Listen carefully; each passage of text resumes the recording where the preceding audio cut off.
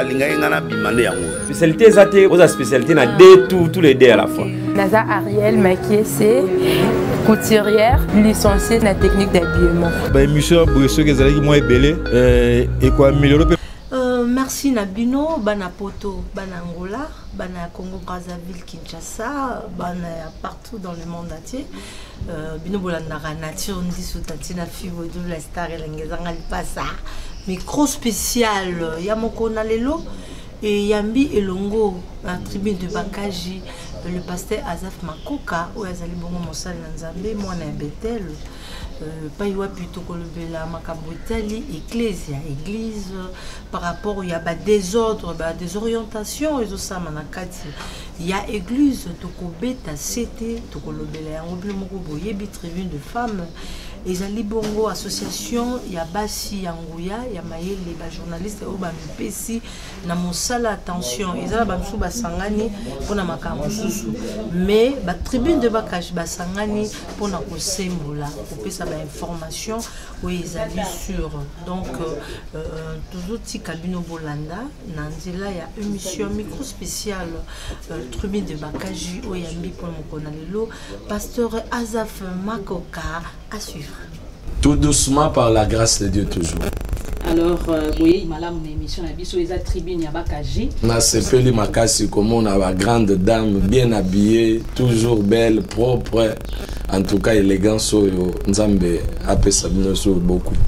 Merci beaucoup pasteur Azaf Tolini Toeba, pasteur Azaf Aza bongo mokambi église nini et puis au bande qui vraiment vision au ndenge nini ou la mukaki kaka boye au bande église mbala moko. Très important et une belle question. Je crois que le pasteur Azaf, ceux qui va retenir eloko moko, c'est un païen converti.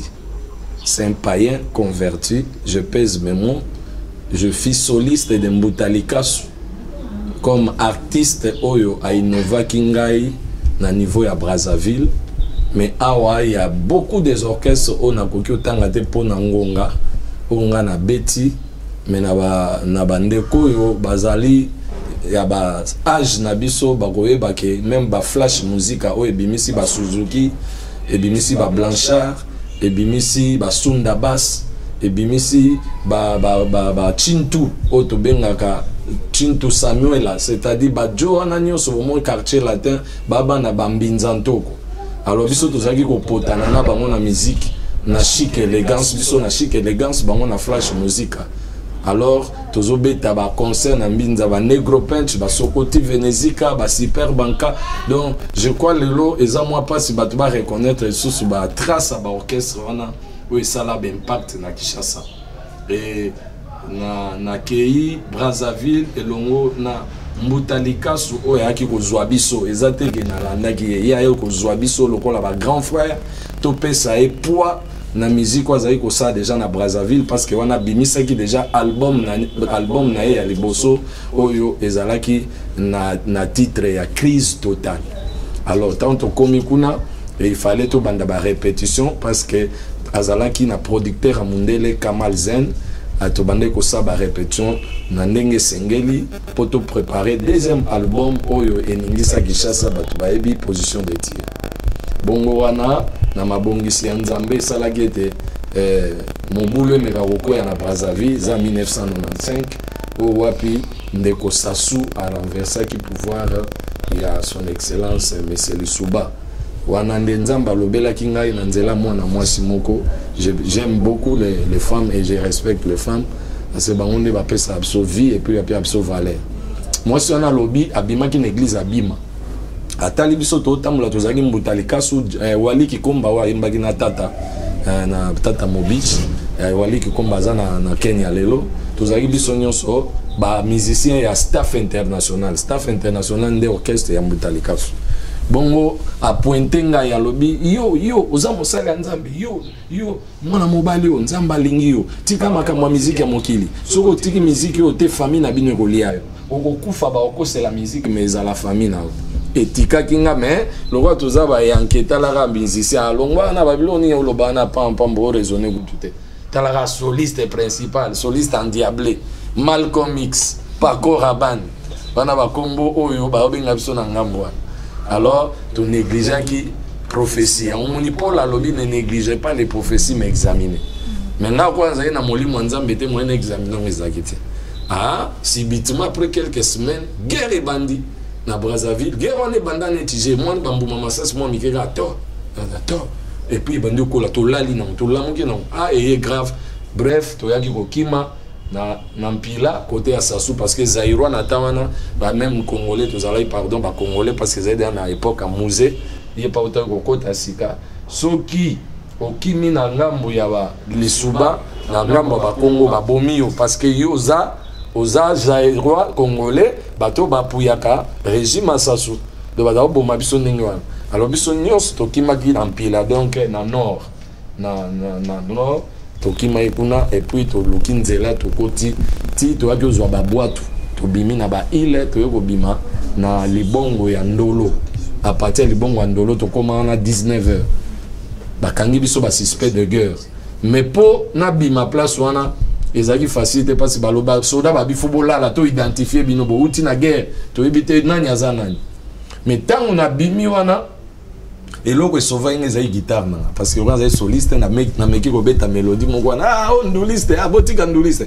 na bimi na komi na boulevard du 30 juin na Fukami na ebsinzambe na lobi na yoka ki mutu mo alobaki na ngake naza musali na lokolo longoli na Brazzaville na Masasi na bimi na komi Kinshasa nga na sala ve mama Myriel na lobi na tiki na kosalela yo vi na nga mobimba et ve na nga wana nzamba zwa ki en compte a respecta ya nga pe na respecta bref na yeko mitika na église moko o ezaki ata na sens te o bato balobaka na ndenga bato na sens te soleil de la justice na sanga mama mais na bandi ozwa formation le roi mwana nzambe kuna c'est là où le pasteur va me nommer Azaf mais pour nommer Azaf ezoi bambule ebele pour n'attendre moyen na décrit makambo nyonso ezate donc voilà na mukuse bato bako simbelo ko wana que naza vraiment un païen converti et à partir à wana ba processus ezebele pour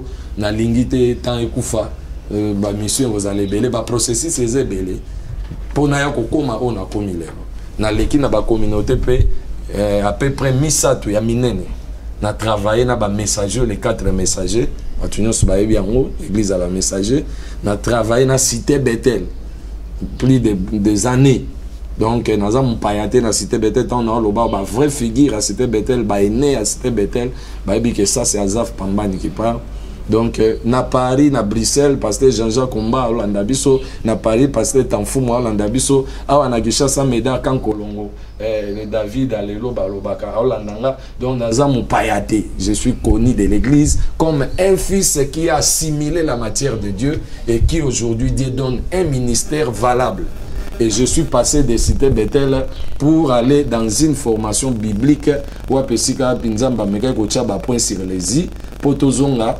convenablement na ministère poto tatonete na makambo to bandoloba c'est comme ça que nazalaki adopté par un papa que je salue en passant le pasteur Félix Kabala Tchalou le responsable de l'église Gama dans la communauté des assemblées de Dieu donc actuellement nazo évolué lokola pasteur responsable, il y a centre évangélique message du Sali, extension des Gama en Binza Pigeon dans la grande communauté des assemblées de Dieu. Les assemblées de Dieu, ça AD au Bomona Rabakomagana, AD John, la Borne, Philadelphie, église Nyon Soboye Liona, et ça na Kati, il y a AD, donc KDC. Ou ils ont KDSA, il y a KDC, communauté des assemblées de Dieu du Congo. Toujours travailler dans il y a structure, il y a ECC. Parmi les églises, il y a ordonnance présidentielle, les fonctionnaires dans l'ordonnance présidentielle. Les fonctionnaires dans F4, F7, F7,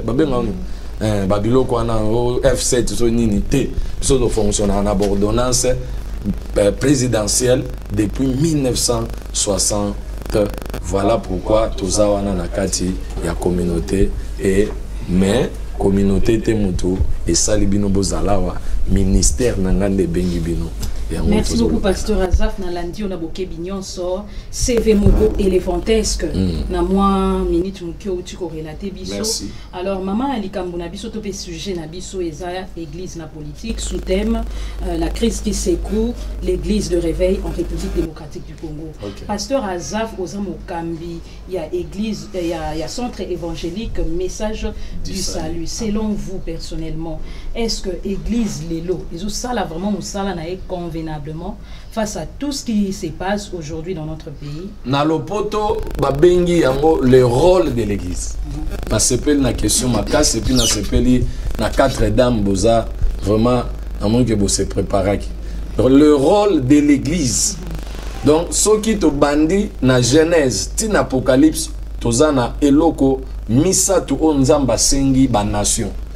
Israël aza évangéliste et à monde entier parce que c'est le peuple que Dieu a choisi pour faire connaître son nom au travers de toutes les nations de la terre. Mais Israël aussi avait fauché quelque part.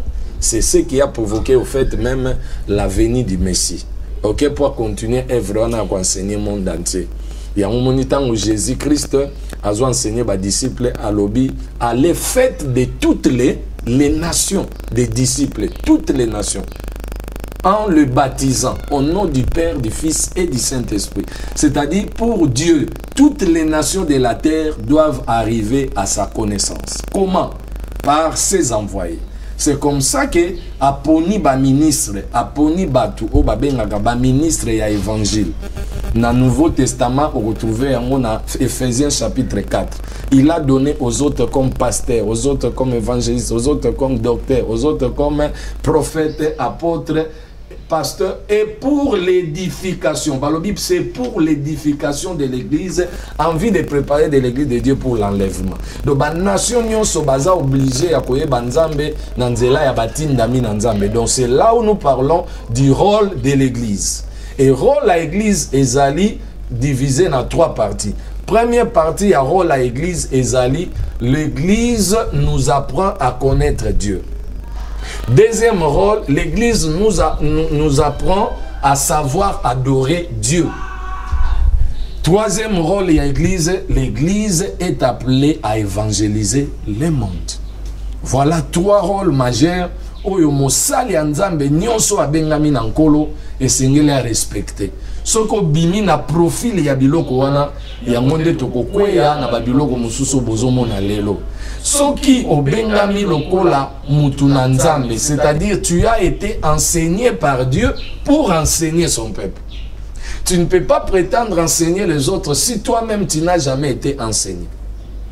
Maman ayebi ko lambate, aolakisa mwana mwasini. Donc moi non ça la poto na libala parce que bisika kolela yekola balamba pondute. Dieu n'est pas un amateur, Dieu c'est un grand professionnel. C'est le maître des arts, c'est le maître des couleurs, c'est le maître de mathématiques, c'est le maître de la science. Mais nata ba benyo mosali na ye, a lection école ya biloko nyonso wana po ayebi ke peuple na kozala na bosenga ya ko consulter. Yango moni mama Miriel batu na nzambe bazalaka lokola centre ya bénédiction ya batu. Bayaka koluka ba solution pa na ba. Yango moni soki ote ya mi panzambe te moya tinda yo ezate Paul alobi comment on peut envoyer les gens s'ils n'ont pas été enseignés. Comment entendront parler de Dieu s'il n'y a pas de prédicateurs? C'est-à-dire il faut d'abord enseigner on nzambe, nzambe atindi yo, Jésus alobi je vous ai choisi, je vous ai établi afin que vous portiez les fruits et que ces fruits demeurent. Donc le maître de la moisson atindi ngazaf. Et dans tour nanga il faut na lakisabino nzamba azalaka boy alingaka boy azalaka boy et puis aza jaloux beaucoup adorer nzambe mosusu tel boso na ye wana eza deuxième dimension ya kolakisa batu nzambe et puis troisième dimension botika la boyete lelo yo ser ndi sobiki lelo yo ser Gladys sobiki kende biki sande konayo. C'est comme ça l'évangélisation. Et la dernière dimension la plus difficile de l'église c'est l'évangélisation. Les chrétiens n'évangélisent pas. Et on peut savoir le pourquoi. Le pourquoi, c'est parce que ces gens-là ne connaissent pas les buts pour lesquels ils ont été établis. Si quelqu'un est établi, donc il doit comprendre qu'on ne peut pas mélanger les choses. Parce que l'appel de Dieu, c'est ce que nous appelons la vocation. Tout à l'heure, je pouvais expliquer que son nzamba bengio na mateya. A bengio na mateya, maman Gladys. A bengio au sala bilangate. Parce que Bible lobini divers ministères selon 1 Corinthiens 12. Divers ministères, divers dons, mais les mêmes esprits qui opèrent en nous tous. Bino de l'obosaba journaliste, ne minimisez pas votre vocation. C'est là où Dieu va se compléter pour enseigner. Mon iso botuni ngate batu bazwa leçon. Mais na yo lingoti ka ki journaliste comme un pasteur. Et combien on est ni baté yo pe ki pasteur était. Ou envia qui a moni ba kano ezobeta. Donc chacun doit respecter ses limites. C'est comme ça que Dieu travaille. Dieu c'est un Dieu d'ordre. Donc c'est pour dire que pour le pourquoi, c'est parce que les gens n'ont pas compris leur appel. Pasteur Azaf, vous avez cité les 3 rôles, celui de l'Andio Malam. Mais 3 rôles, en tout cas, sur de parcourir l'église, ceux qui sont, je pense que retrouver on a 5 églises. Ce qui est vrai, va confirmer, on va contredire en l'acte. Aujourd'hui, nous trouvons la part de l'église na Mboka et comme il beaucoup plus à flatterie. Pourquoi qu'on expliquer quelqu'un qui sort pour ne pas citer le nom de Jean, ou à Koloba été telle personne à Kozongaka na 2023 aux ala Congo, je pense information nazo pesalo nazo frôler yango mais oso comprendre un prophète qui sort pour dire que non, citons seulement les noms pas engagé biso ba journaliste que monsieur Kabila va rentrer, va retourner en 2023. Un prophète qui dort, qui dit qu'il a réussi une vision pareille. Comment vous pouvez nous expliquer ou expliquer à ce que nous... Jean chapitre 3 verset 1. Mais il y eut un homme d'entre les pharisiens nommé Nicodème, un chef des Juifs, qui vint lui auprès de Jésus la nuit et lui dit: Rabbi, nous savons que tu es un docteur venu de Dieu, car personne ne peut faire ce que tu fais, le miracle, si Dieu n'est pas avec lui. Jésus lui répondit: en vérité, je te l'ai dit, si un homme n'est né de nouveau, il ne peut voir le royaume de Dieu. Le royaume de Dieu, c'est un mot défini basileia, en grec, qui veut dire manière de conduire.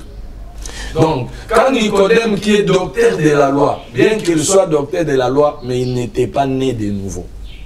Donc ne t'étonne pas que quelqu'un donne une prophétie qui va à côté, qui touche l'anthropologie, qui touche la chair. Pourquoi ça touche la chair? Parce qu'il y a mon voisin charnel. Et tout celui qui est charnel n'est pas né de nouveau. C'est ça. Jésus a dit, tu dois naître d'abord de nouveau. Ne faut pas d'abord me flatter en me donnant des éloges que personne ne peut faire des choses que tu fais, ceci, cela. Jésus lui ramène, pour faire des choses que tu es en train d'envier chez moi, tu dois naître de nouveau. Donc beaucoup de prédicateurs ou prophètes ne sont pas nés de nouveau. Voilà, merci Myriel, merci Gladys, surtout qui est plateau Indi. On y peut inviter la mission vraiment. Azamwa likolo, azamwa makasina lingabo, on peut émission la bitoro. Et comme déjà lundi bandeko balandi, car on est tout le bas qui mbote la mine boza partout dans la narbiso. Il y a des bakages, basia makasi, ou voyez qu'au symbole. Partout basé en place. Pasteur Azaf, Tolintoye, papa, même si tu as dit journaliste, tu as dit que tu as été sur le terrain. Très bien. Tu as dit que tu as dit que tu as quitté. Très bien. Tu as sacrifié, tu as belé, tu as bongisi musala, tu as dit que tu as dit que tu as kitoko. Yo pas kutaki ba ene na yo. Et loro nini yo kutaki. Erobo zaki né de nouveau. Monsanto utotiki mbotaluka soye yo Monsanto le loro mi pasteur Azaf. Okutaki nini. Et puis allure o ezoke de l'église, ezoke de droite. Nakutaki crainte de Dieu, nakutaki obéissance, nakutaki les hommes nés de nouveau. So inatangelo batolokola les 4 messagers. Baningisa Kiba, Baningisa Ngaliema, Baningisa Kishasa. Musée, non, Musée Adina Balaza fait pas qu'on Zambé Malam. Musée Dani, hein, Musée Daniel, Baza Mine, ok? Musée Dinanga, et puis, Moussousouana. Moi, il y a des autres, je peux qui m'ingaient. Mais sinon, ce sont nos pères. Au balaki, ça qui sont l'ingénie basale là, on a ça qui goût. Donc, vous avez senti que mon oiseau côté en église, a ogi na côté en église. atmosphère à Pamba déjà sur l'action que a aux en monde de parce que l'église veut dire les hommes et les femmes mis à part. Hein? Vous êtes dans le monde mais vous n'êtes plus du monde. Donc nous vivons hors contexte du monde. C'est comme ça que nakuta ke lokwana. Nakuti batuloko la apôtre Emmanuel Miye Moulaya, le grand visionnaire de la cité Bethel. Un père qui te parle sur les actes des apôtres. Parce que l'église est botamine à actes des apôtres. Azo laksabiso Paul, mission nae, n'inga travailler qui souffrance à l'apôtre. Là, na yebi, apôtre Emmanuel, azo banabiso lobi, ceux qui m'ont salé en Zambie, atiki ba politicien, ba ton église nae, c'est kate qui a mon Satan. Et les au salem, ba teke église na Satan. Et baza ba pilier. Mais atikité. Na lobi nzambe, na lobi biloko na kutaki. Ozotu na biloko kutaki. Na kuti batu lokola ba Jacques André Vernon. Atikali kozala na des messages té. Il ne parlait que sur la nouvelle naissance. Donc, quand on parle sur la sanctification, c'est la nouvelle naissance. Parce que la sanctification veut dire naître de nous. Donc, sanctus met à côté. Longola et tchaï à part. Biloko wana kosimba te ya papa. Ozomona elengi wana ne ba santu bangwana. Donc quand bati au premier loi mo santu faut pesa goût. Alors Vernon zo pesa goût azo bangi sana ba politicien. Combien de propositions ba yela zala président ya ligue auto bengi anti corruption na Kinshasa. Ba président ba proposer zala président ya organisation wana pour ébandoter de la corruption. Ah non non, je suis prédicateur. Quand tu es appelé prédicateur, tu es là prédicateur. Maintenant, bah mélange wanatan le côté, il y a mon moni sur au ser nangai nature, ndé makambo kiti, audience kwei, paganisme mati. Oh paganisme les agio bang église. Maintenant paganisme les bang sur église parce que bateau va comment diriger baza pire ma charnel. Donc bah vieux on a bataki charnel tout le monde a ba otambola na bala gomme na ba bible amine ne ba oté ya sango malam. Mutumota yeba gana mikolo ko évangile resomba ba armada. Oui, dans une seule vérité. To yeba ka ngoti. Tabe pourquoi na. To kuta batu wana na kata musala nzambe. Donc c'est pour dire que to joie témoignage ngelo e bongolanga na musicien. Elo e bongolanga ezani. Elo e bongolanga ezali la nouvelle naissance tant ba olobela ngo ba expliquer ngo et puis ba la kisinga la vie éternelle. Qu'après la mort il y a une autre vie.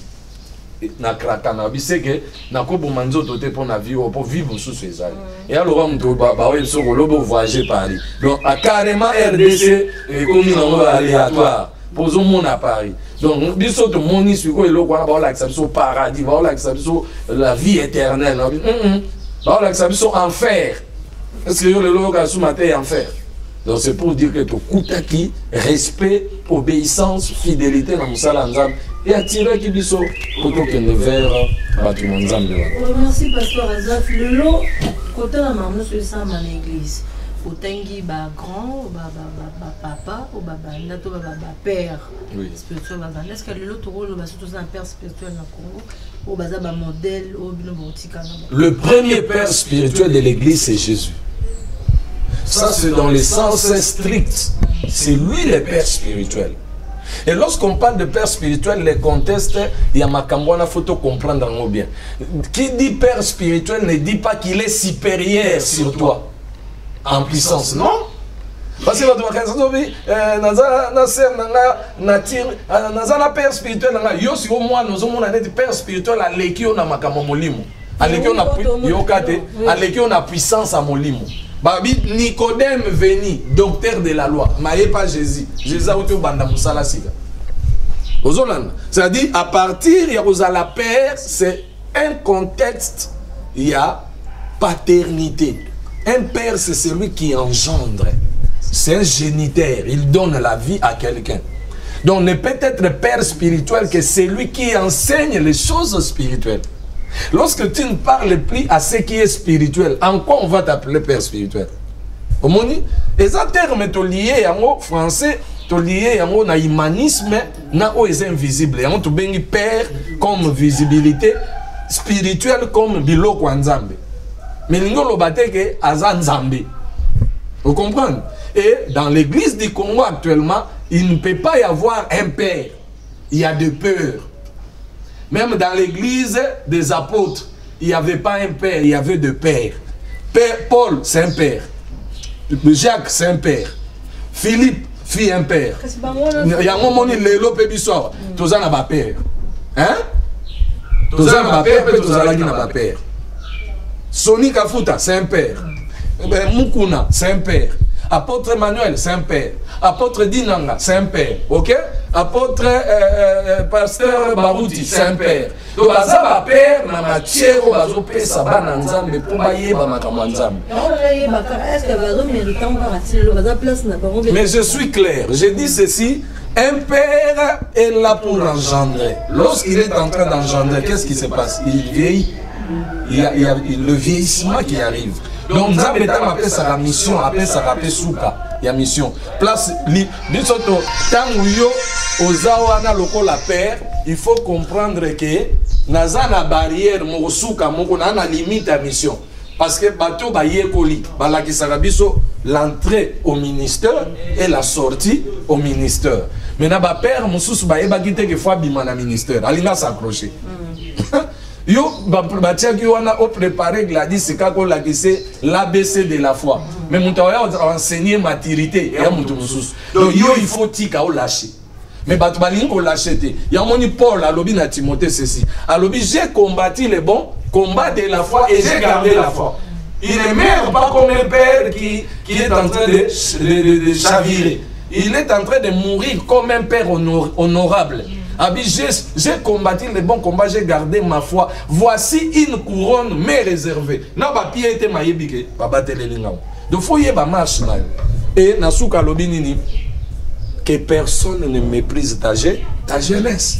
Pourquoi? Parce que ba établir rien na église ou ba mikolo baza na Éphèse. Alors soit un modèle en parole, en acte, en action. C'est-à-dire ceux qui osent monter pasteur jeune qui gêne notre problème modèle. De qui tu as appris? Il y a un David est à Goliath. Après qu'on bête Goliath, père, il y a Israël, Namini Touana, Azotuna, collaborateur. De qui est-il fils? Donc le fils doit devenir un père. Ça c'est une réalité. Donc le père ne doit pas s'accrocher à demeurer père. Et bango lobi bate yaki bisotala le ronga nazote. Donc il faut mona ke awanga na komi na suka tika na pesa passage na mwana. Et mwana nyonso batiki la responsabilité babenga ke héritier. OK, parce que là on a chuté la question, on a une précision. Bah chité bah na suka qui perd na bango Dieu nous sommes soyez to conclure quand yo ngai nako confirmer biso baza sous-souté nako confirmer parce que le Saint-Esprit témoigne à nous que nous sommes enfants de Dieu. C'est-à-dire cet homme qui parle avec Dieu, il sait de quoi Dieu l'avait appelé. Il sait, ce n'est pas à moi de déterminer ou de dire qu'il y a commis na suka te wana na usumu. Mais yé moko mukolo nzamba benga ki ayebi netinga nde na bona yebi ba limite nanga. On a osala na yebi ke mukolo moko ekosukela awa nzamba loba na omemo boy. Soki komi awa na olongolo na osala ponga za chante. Hein? En tant que chanteur mais lelo na pasteur. Au monde ngazo memanga d'un ministère à un autre. C'est-à-dire na dimension nazo lagisa so bana ba komi na dimension nanga se nzambe fois déplacer. Nzambe tanga moni ke Eli komeli asali mission na sengeli abi non yo faut que Élysée fois kota. Jean-Baptiste d'ailleurs sa première question maman Ariel a tunaki le rôle de l'église c'est préparer le chemin du Seigneur. Donc préparer les gens de recevoir Jésus-Christ. Si un pasteur ne t'enseigne pas à recevoir Jésus-Christ, il n'a jamais été appelé. Parce que la première des choses Jean a fait, il dit je suis la voix qui crie au désert. Hein? Préparer le chemin du Seigneur. Il a préparé le chemin, mais lorsque Jésus entre dans l'action, qu'est-ce que Jean dit? Il faut que je diminue et que lui quoi? Mission là ici. Ok?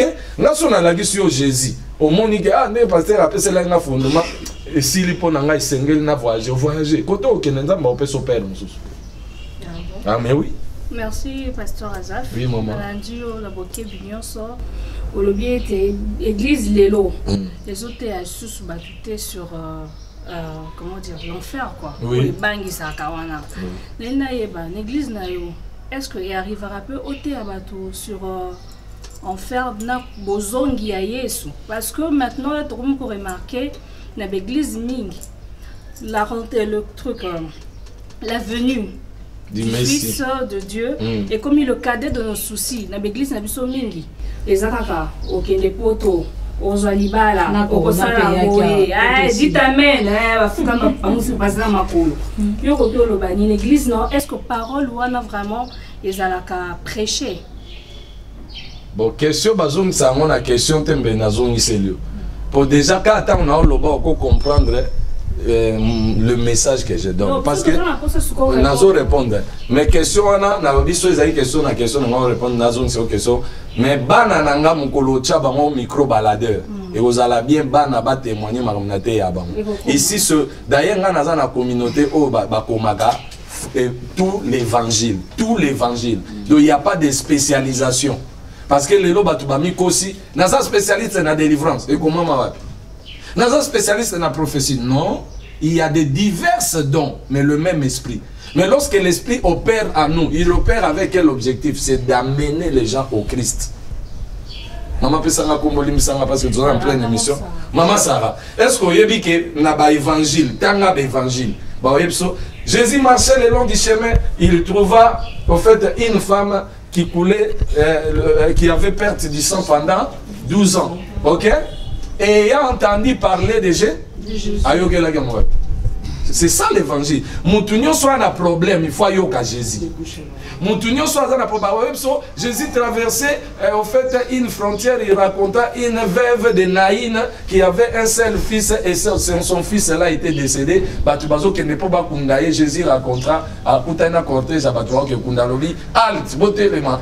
Alobi femme ne pleure puis. Aïbisi femme ne pleure point, excusez-moi. Et puis alobi na cercueil, bon fond la cercueil, alobi na mwana talita kumi, mwana lamuki. Et la gisini. Est-ce que c'est un miracle? Non. On nous enseigne la vie que Christ est capable de donner aux âmes. Une âme qui croit en Dieu doit être en fait délivrée de tout ce qui est comme problème de sa vie. Et qui le fait? C'est Jésus. C'est comme ça que biso bataille to la ki saka bandeko ba kende pa Yesu po Yesu asili sanyos. Maintenant pour nous répondre maman le lokolobi eza biso to komi ba Yesu. Ya momoni to tengami diable aye ko tengemisa biso pona nini alakisi biso objectif mususu to bunge objectif biso ba bengela biso rôle na biso. Donc l'église nanga pour nous répondre je suis celui qui prêche tout l'évangile. Kutu tika na kamusa na te ya kaka enlèvement te na te ya kaka kutu enfer penza ba mona ngwe loko te pour ba kokenda enfer te mais loko na lakisa ba mo 666 666 wana nde bilonga na linga na wana nde toko ndinda na niveau mo sakanati donc awa na lakisa ba mona 666 est-ce que we rôle ya réseaux sociaux spirituellement le rôle il y a réseaux sociaux.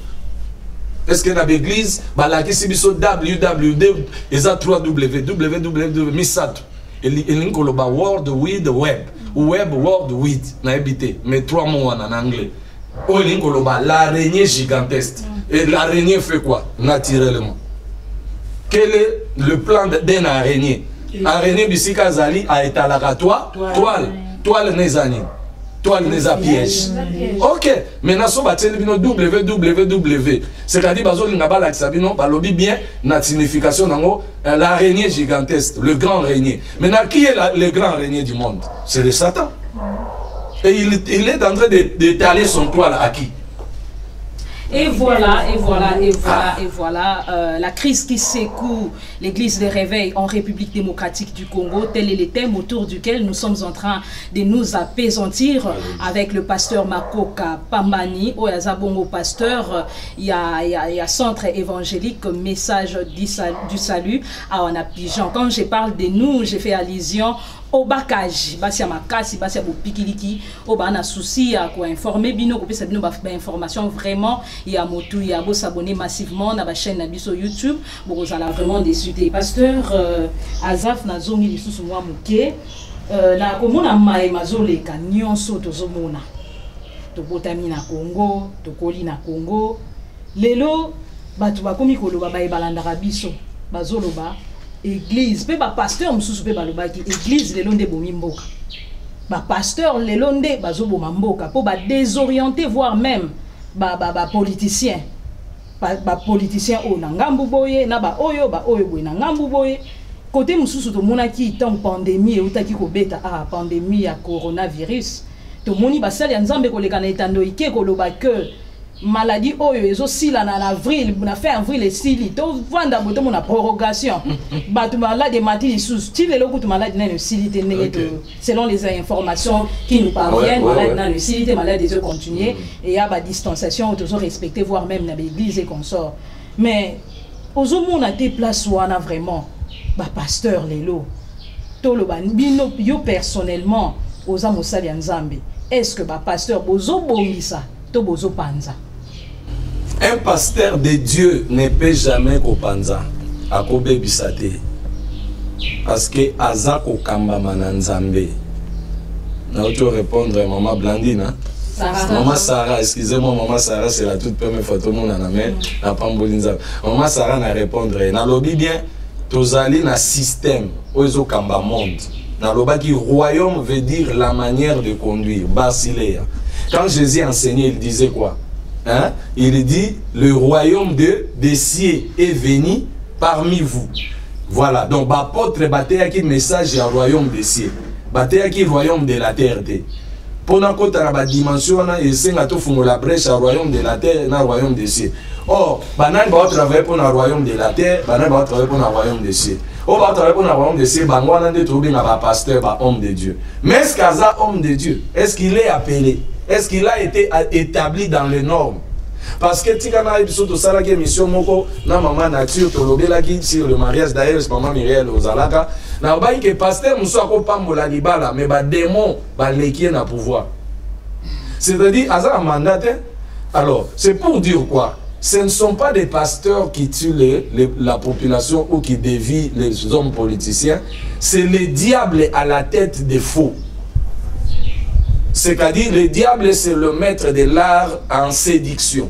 Dans la Kisibino, www. Mais Nani a piloté, toi l'araignée et Kangi Mukili. Nani. C'est lui-même le dragon. Le dragon transmet son pouvoir, Apocalypse 13, à la bête. Maintenant, la bête, c'est qui? Ce sont des termes purement spirituels. Donc, ceux qui pasteur avaient été Satan au quota. Satan a possédé pasteur. Pasteur a bungisi vision soit comment ça la vision à Satan. Vision Satan est matériel. Vision Satan est biloko mokilio. Vision Satan tikana ko sabango na pierre bango fufu mais pona bomamili mona bango. Ezawa teka ki yaya na fufu. Yebisanga iko swa na nyoso zo bimose ya batu na nzambe ezani. Bino bokenda pembe na bango. Mbongo na mituka. Bazo la base mon a dit par 60 000. Oh, on a osomba Ramadan. Oh, on a osomba Touareg. Oh, on a osomba. Maintenant, tout ça, bazo envier Fali. Bazo envier Kofi. Bazo, est-ce que Yuzo au Benami pour envier Kofi? Kofi faut aller qu'on a bon. Pour ça, l'objectif, il y a d'autres travailler dans l'eau. Yo posa pasteur, yo commis ça la vedette. Nous ne sommes pas des vedettes du monde. Nous sommes les étoiles. Parce que la Bible, j'ai vu la queue du diable, donc du dragon, entraîner par terre un tiers des étoiles. Alors qu'est-ce qui... Dans Mozamba, Bengi Abraham Alobi, regarde le ciel et tondi na minzoto. C'est tel que sera ta descendance. Donc tous les oins de Dieu sont des étoiles. Bavanda Ramabelete Bazara Likolo pour éclairer. Alors ceux qui m'ont quitté les bêtus, on se retrouver dans ma belle 666. C'est tout un système établi par le diable pour séduire les hommes de Dieu. Et Jésus a dit, lorsqu'on frappe à un berger, les troupeaux seront dispersés. Oui, pasteur, rapidement, qu'est-ce qu'il faut vraiment pour remédier contre ça, à la lumière de la parole de Dieu? Tout le monde, prophète Élie, côté les mains. Ce cas défié, pensant même Makonzi. Ou Azalaki, le roi Akab. Si je suis un serviteur de Dieu, mon Dieu quitta. Mon appel, mon Dieu quitta. Devant le prophète Abal, qu'est-ce qu'il faut maintenant, aujourd'hui, dans nos églises, ou bien dans les chefs des hommes de Dieu, pour que bazala rapena liloba moko soki ba lobi pe e salemi pe ya solo to bima pena na ba makiona na makambo eza ya lokuta po izo décourager les peuple de Dieu. Piste de solution o ya pengwa kiazonga. Bible lobi regarde là où tu es tombé et répands-toi. Donc sans la repentance batu na nzambe wana ba ozonga suna sena nzambe te. Ça c'est un. Et Dédé, une parenthèse, quand Élie a invoqué le feu du ciel, le feu n'était pas descendu pour consumer les prophètes de Baal. Encore une hérésie grave. Le feu descendu pour agréer l'Holocauste. Et quitta qui peut quoi à l'écolo, il y a offrande. Ah, oh, on est Élysée. Élité. On est sous conteste de sous. Mais les cambo yo toujours le bawa, eza les cambo ya moto, ou le baba lobby pe les cambo salami. Mais ngana olo ba makambo salam. Et puis na olo ba makambo salam. Est-ce que mutaye ba yike no www za araignée. Mais si ko mutu na mutako miye ba pena kende na zabu na kati ya toile. Ozomon na Satan si akanina na système na e na ba université toile araignée makasi. Na ba église toile araignée fandi. C'est-à-dire araignée a cause na delvo. Yo kangami na pigeon de biso toza. Akoya gane malembe sire marododo calme pour olongwa ka jamais na toile. Donc mon toi kangami na toile c'est-à-dire na séduction à cause kasu sa makambo nzambete. Il faut au moins à se repentir nzamba ya olongola. C'est ça. Ya momoni na yina lobakeno, ce n'est pas l'église oh baby, ce n'est pas l'église parce que Jésus a dit je bâtirai mon église. Le mot bâtir veut dire façonner. Et loko ya mutu ya ona loba ponatika malobeza que le fidèle abandonne leur stupidité spirituelle. Stupidité spirituelle. Un fidèle qui va pour l'âme. Parce que là, c'est le message du salut. Ozoya oyo qui dit message du salut. Donc, ça, on a peur, faut peur l'obiko. Sur ceux qui l'obiko, on a sangwa, on a très combo, sangwa, on a l'obiko, ils ont bimate. C'est que Nazar déjà farcé. Hypocrites, mon oyo, Yesu a utilisé Nicolas Nathanaël. Voici un homme auquel on ne trouve pas les fraudes, parce que le mot hypocrite veut dire celui qui a des visages. Le visage de quoi la vie n'a pas de son mombote. Ce cas jouer à jouer à moi aussi, mais ce cas dans la réalité c'est ce que les pasteurs font. Les hypocrites sont ces gens-là qui n'ont pas compris la vision, qui se fait passer pour des personnages, soit aux païens, soit aux moussaïens. Alors qu'on met même absent un mélange, parce que Dieu n'avale pas ce qui est tiède. À vomir. Ou tu es froid ou tu es chaud. Donc c'est pour dire que la stupidité de fidèles. Fidèles, nous sommes qui dans l'église. Hein, maman Gladys, Bosimba, Bozong, sa message on a battu. So ozo que nous semble la yebati no ke semble.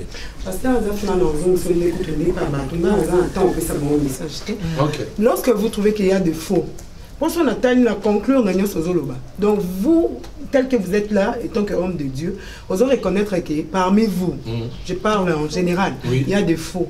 Mais qu'est-ce que vous faites? Nous dirait des formes complexes, mais quand lorsque il y a quelqu'un qui passe devant la télé ou devant la caméra, pour mais pasteur, naturel là, à un espace, les cas pas nature, peut ça message au dénoncer. Maman Gladys, na botolio malvade na profiter na répondre en rapide.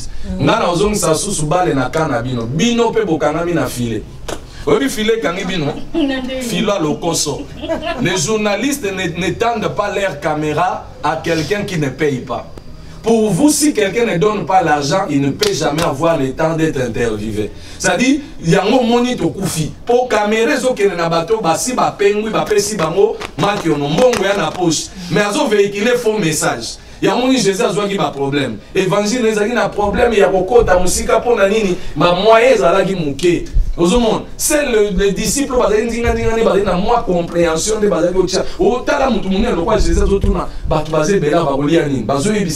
quelqu'un qui a 5 pains et 2 poissons. Donc, full l'union soit 5000 personnes, donc vous comprenez que la provision chez les vrais, il n'y en a pas.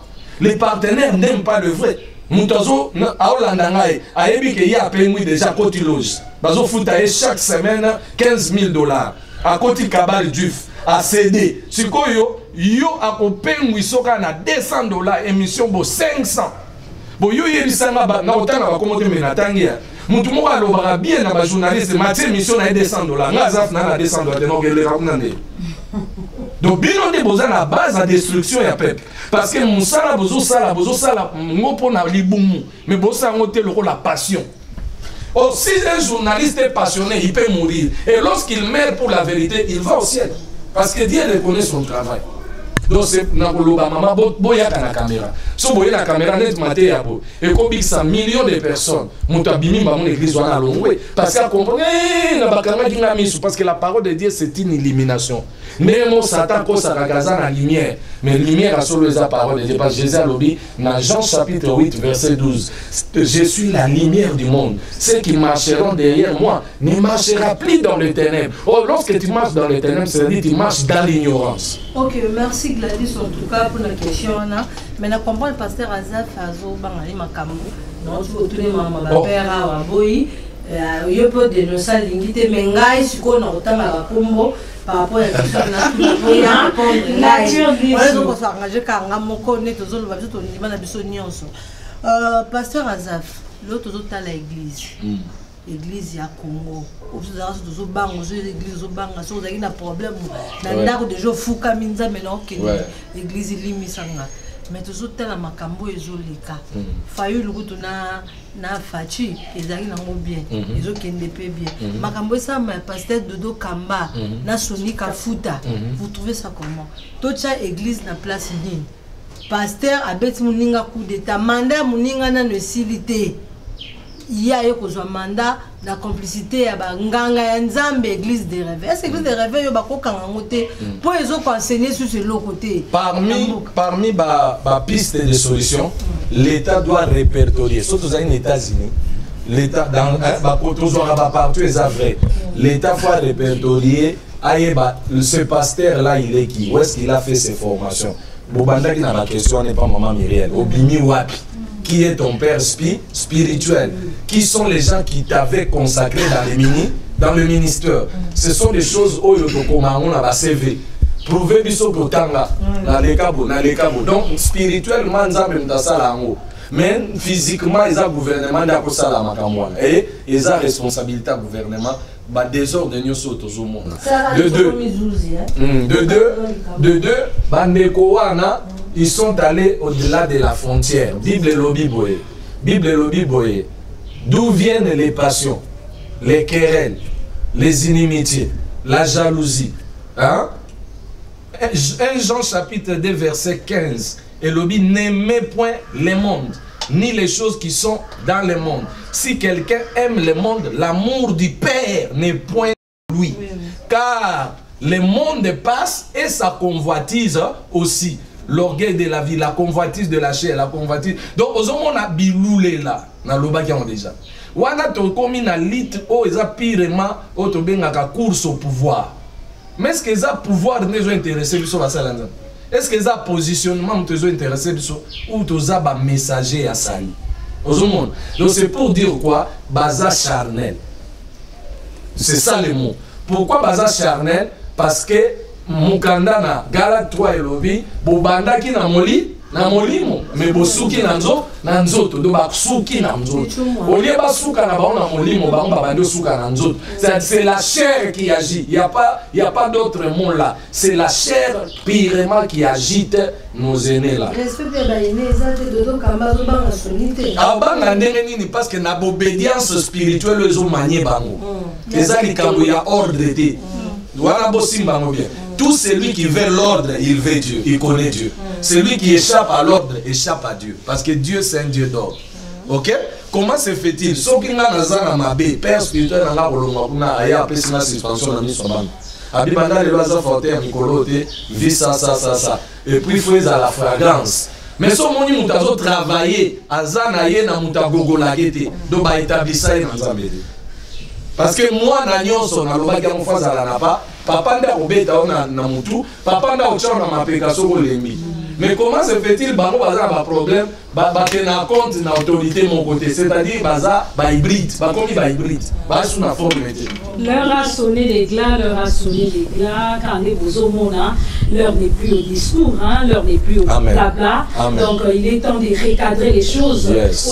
Qui vont aux tribunes des Bakaji, association des femmes intelligente et sage au bakita qui sur terrain na centre évangélique message du salut pour na kokutana na mosali ya nzambe munene na kati ya mboko oyo na kati ya ekolo Congo oya nzambe mosali na nzambe azolinga fondé azoya mosali na nzambe munene te nazoya pete nazali ndenge ko gouverneur bandolo je suis le chien du berger hein appelez-moi pasteur na boina rabati en tout cas pasteur Azaf c'était vraiment une grande joie pour nous de vous recevoir na Katia Plateau na biso tribune de Bakaji. Je crois que ça ne sera pas pour la toute dernière fois. Je suis flatté. En tout cas, moi ya souka pe ko pesa na balandi na biso moi numéro adresse église pour tozo citer déjà tout. Bananzambe bobima na stupidité spirituelle.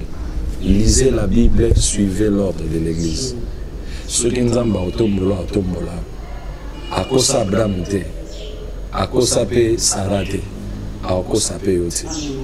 Et d'ailleurs, Paul a lobby, si c'est par les choses de la chair que vous êtes venus à l'église, vous êtes le plus malheureux. Comptez à Dieu. Papa n'a pas tolingi ba momingi, mais ne peut être père que celui qui a la responsabilité paternelle. Si tu n'assires pas, parce que être père n'est pas un positionnement, n'est pas un sujet de gloire, mais c'est une responsabilité. Faut tout na papa pour moi, on laisse abattre du primo 30 facilité. Donc, un père doit te nourrir. Si c'est papa dans l'esprit ne te nourrit pas, sors. On m'a dit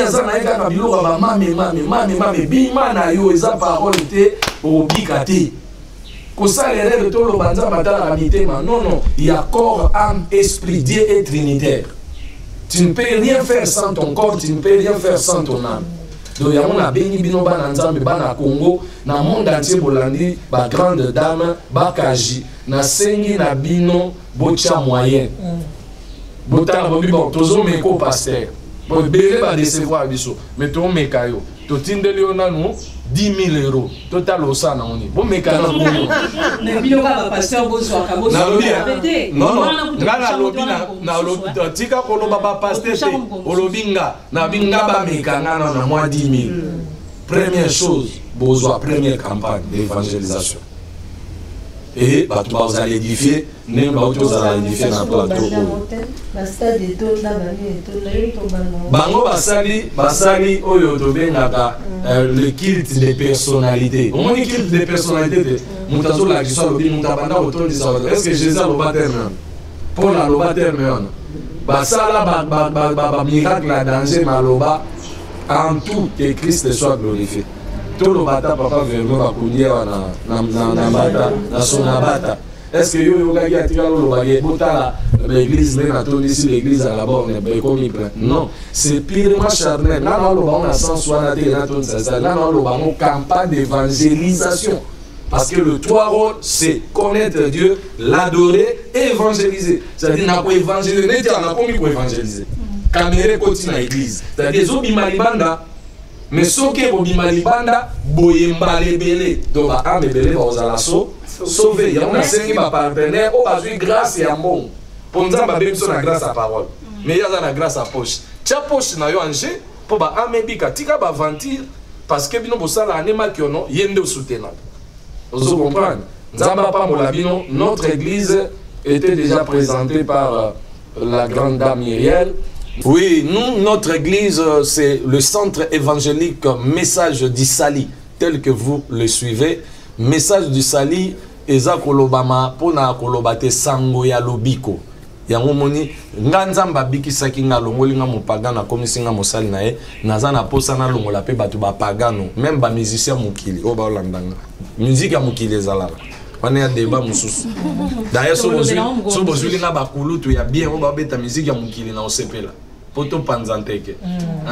Ezalaka. Donc, o alina Zoualobi Koyaka na Mbinza Pigeon, avenue Ebonda numéro 13, na quartier Mbinza Pigeon, quartier résidentiel, quartier Bamouvancier, quartier Mobutu, quartier Bana Mobutu, quartier Ante. O bando ki bazalaka ebele, mais lelo bazo sila bazo kima pour évangile à Sali Koti. Donc, Boya, na avenue Bonda numéro 13, na commune Yangalema. Soit vous pouvez nous contacter sur plus 243 9000 73 73 6, c'est notre numéro WhatsApp. Vous pouvez écrire vos préoccupations. Le Seigneur va vous répondre là-dessus. Que Dieu vous bénisse. Oui. C'était la tribune de Bakaji en action, le Femme en action. Vous avez suivi l'entretien fort avec le pasteur Azaf Bakoka. On est à la fin déjà de cette émission. On a compte un micro spécial Nature comme vous le voyez. Merci à vous qui me suivez de partout. Donc, s'abonner, donnez-nous vos avis, vos suggestions, pourquoi pas vos commentaires. Kaka Obeti, micro spécial, soit Mbanga Connexion, au Koti, au Lagué, au Aimé, au PC commentaire, si je suis en ayo. Nako répondre yo et puis au béni la numéro vous allez afficher la bon pourquoi je voulais saluer bateau bazolinga ba tiens ba mettre fort la nature ndisu baza déjà en cours yo polimo batsama oui non karatoué na yo ça la bien na micro spécial on a jamais dessus donc sur les na micro spécial batangi yoté donc sur les bêtes dans un mbongo na oza dans une sur les na micro spécialité donc merci à Guillermo Kendi, l'ingénieur Guillermo Kendi, moi la maïle, mon reboyer, moi sur l'Arabien, derrière, notre spécial toujours pour la côtière Maboko, pourquoi pas toi, notre sponsor officiel de Bakaji, Monsieur Kennedy, moi la Solonam de la Mino, ma mobile fois dans la moi blomon et Tikara. Et moi, ma blonde est sur la méthode de tout le monde ça nous fait absolument bien. Daddy, le manager, monsieur Daddy, le manager, un anglophone au Congo, un américain au Congo, Daddy, le manager, moi, la manière de penser à ça, pour garmon, l'œuvre rose, quoi. La lèvre rose et ça leur bien. Il y aura la lèvre même de Winneté. La lèvre rose, le la Daddy, le manager. Pourquoi pas toi, JP Moulunda. JP Moulunda DGI. JP Moulunda DGI. Non, le bébé lettre du gars JP Moulunda DGI. Joyeux anniversaire à toi, mon ami Fine. Balobi. Il y a un petit color aussi Mama Solo ya Bakaji donc caméraman il y a Swag il y a Bogar il y a Maëli jeune moi sur la bien moi na bandal après awa donc il y a Ngulu mais ça va inviter to koyate Bakaji to sangela lelo film maman maman anniversaire qui tombe dans la page rosée on se retrouve au prochain numéro bye.